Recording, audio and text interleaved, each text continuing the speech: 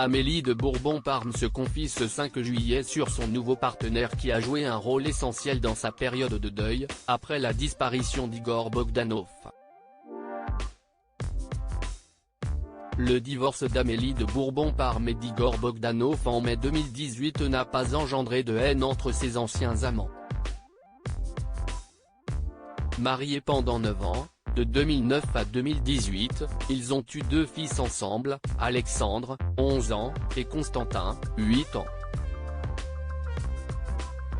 À l'occasion de la sortie de son roman Les trafiquants d'éternité, l'ambition, Amélie de Bourbon-Parme, écrivaine et historienne, revient sur la mort de son ex-mari, emporté par le Covid-19 le 3 janvier 2022, 6 jours après son frère jumeau Grishka Bogdanov, lors d'une interview accordée à Gala.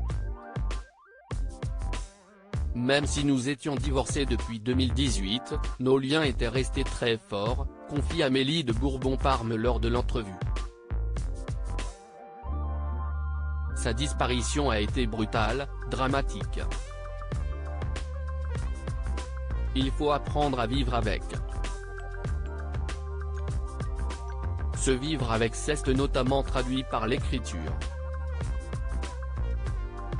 La nouvelle vie d'Amélie de Bourbon-Parme. Alors qu'Amélie de Bourbon-Parme est à Paris pour promouvoir son nouveau roman, elle a choisi de commencer une nouvelle vie en dehors de la France avec ses 2 fils Alexandre et Constantin.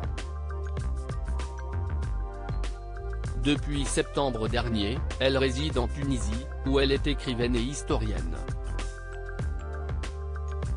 J'ai pris une année sabbatique. Après le décès de leur père, mes enfants avaient tant besoin de moi, précise Amélie de Bourbon-Parme. Je voulais être là pour eux, prendre du recul et enfin terminer ce livre que je porte en moi depuis plus de 11 ans. Le choix de la Tunisie n'est pas anodin. Elle a suivi l'homme qui partage sa vie depuis 4 ans maintenant. Cet homme l'a aidé à faire son deuil de son ex-mari.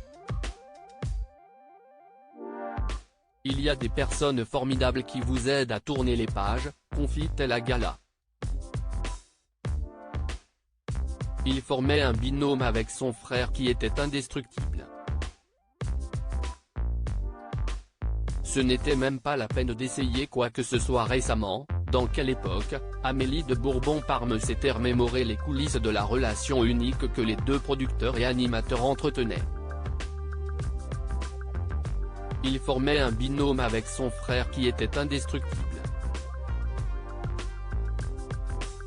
Ce n'était même pas la peine d'essayer quoi que ce soit. Mais ce binôme, les isolait. Il les rendait presque inaccessibles à certaines choses. Au fond, c'était quelque chose qui était admis. Dans une famille, il y a toujours un concurrent, une belle-mère, un frère, une sœur. Ils sont restés inséparables jusqu'au bout.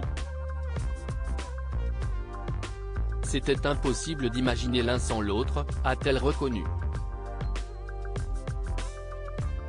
Avant de partager ce que certaines personnes lui ont confié, le jour où son ex et le frère de celui-ci ont disparu, plein de gens nous ont écrit en nous disant « La seule chose qui nous fait plaisir, c'est de savoir qu'ils sont encore ensemble et qu'ils continuent à parler de l'univers, là-haut ».